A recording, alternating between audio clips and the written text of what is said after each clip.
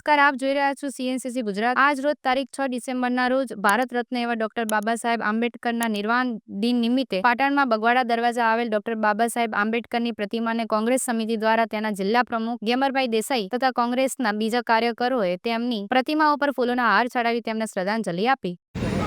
7 December આપણા ભારત દેશના ઘડવૈયા અને જેમણે બંધારણ ઘડ્યું છે અને આ ભારત દેશની આમ જનતાને જે હકો આપ્યા છે એવા સન્માનીય સ્વર્ગસ્થ બાબા સાહેબ આંબેડકરના નિર્માણ દિવસ નિમિત્તે આજે પાટણ જિલ્લા કોંગ્રેસ સમિતિ અને પાટણ શહેર કોંગ્રેસના તમામ આગેવાનોએ અહીં માલ્યાર્પણ કરી અને એમના તમામ હકો આજે જે ભારત દેશને જે સંવિધાન પણ આપ્યું છે અને જે હકો આપ્યા છે એને આજે ઉજાગર કરી અને ધન્યતા અનુભવી અને માલા અર્પણ કરી।